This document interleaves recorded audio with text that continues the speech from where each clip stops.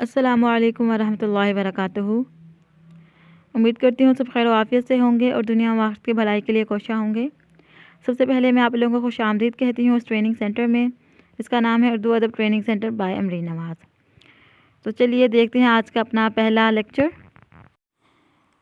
आज हम उर्दू अदब का मुख्तसर तारुफ देखेंगे और तारीख़ी पस मंज़र भी देखेंगे।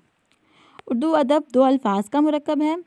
सबसे पहले हम उर्दू को पढ़ेंगे और बाद में देखेंगे अदब क्या है। उर्दू तुर्की ज़बान का लफ्ज़ है जिसका मतलब लश्कर है। सबसे पहले तो आप लोगों को लश्कर का पता होना चाहिए। लश्कर जो है मुख्तलिफ़ लोगों का इज्तिमा होता है, ठीक है, जिसमें मुख्तलिफ़ लोग रहते हैं, मुख्तलिफ़ ज़बान बोलते हैं, मुख्तलिफ़ उनका रहन सहन होता है, मुख्तलिफ़ सकाफ़तें होती हैं। तो इसी तरह जो उर्दू है उसको भी लश्करी ज़ुबान बोला जाता है क्योंकि ये भी मुख्तलिफ़ ज़बानों का मजमूआ है।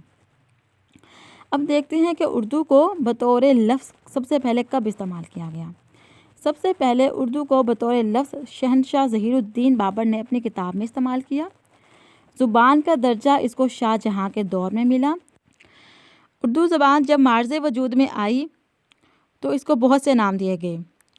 चंद एक मैंने यहाँ पे लिखे हैं जो बहुत मशहूर हैं, जैसे खरीख्ता, उर्दू मुअल्ला और ज़ुबान दहलवी। ये था उर्दू का मुख्तसर तारुफ़। और अब देखते हैं उर्दू अदब का मुख्तसर तारुफ़ और तारीख़ी पस मंज़र।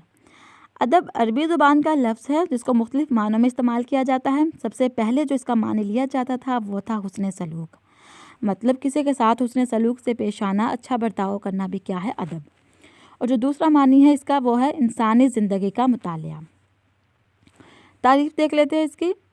इंसानी अफ़कार, ख़यालात और एहसासात का इज़हार ज़ुबान और अल्फाज के ज़रिए करना क्या है, अदब, ठीक है, इसको कहते हैं अदब। ये मैंने इसकी जो है बहुत ही जो मयारी तारीफ़ थी वो यहाँ पे लिखी है। वैसे तो इसकी बहुत ज़्यादा तारीफ़ें दी गई हैं लिटरेचर में। अदब को इंग्लिश में लिटरेचर कहा जाता है। अब हम देखते हैं लिखने के मकासद। लिखने के मकासद क्या क्या हो सकते हैं, एक लिखारी कलम क्यों उठाता है, ये देखते हैं। नंबर 1, जज्बात का इजहार करने के लिए।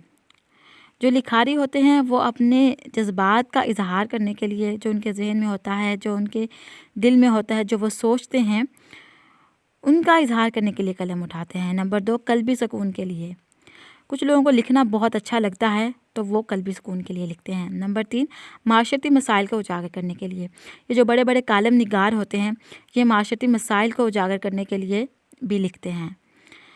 नंबर 4, दूसरों की मदद के लिए। अगर किसी पर कोई तशद्दुद हो रहा है, कोई जुल्म हो रहा है तो उसको अवाम के सामने लाने के लिए भी लिखा जाता है। नंबर 5, मुस्बत सोच को फ़रोग देने के लिए, किसी अच्छी सोच को आगे लेके जाने के लिए भी लिखा जाता है। नंबर 6, मनफी सोच को ख़त्म करने के लिए। तो आपने ये 6 जो मकासद हैं ये याद रखने हैं। जब भी आपने कोई तहरीर लिखनी है तो आपने सोचना है कि क्या ये तहरीर हमारी मुआशरे में जाके कोई अच्छा किरदार अदा कर सकती है या नहीं, ठीक है। अब हम देखते हैं तारुफ़।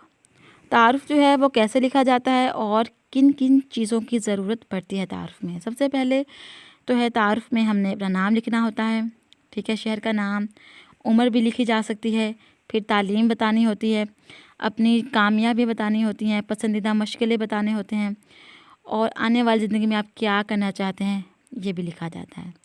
ये होता है तारुफ़। तो ये था आज का हमारा लेक्चर। उम्मीद है आप सब लोगों को समझ आई होगी। मिलते हैं अगले लेक्चर में। अपना ख्याल रखिएगा, दुआओं में याद रखिएगा। अल्लाह हाफ़िज़।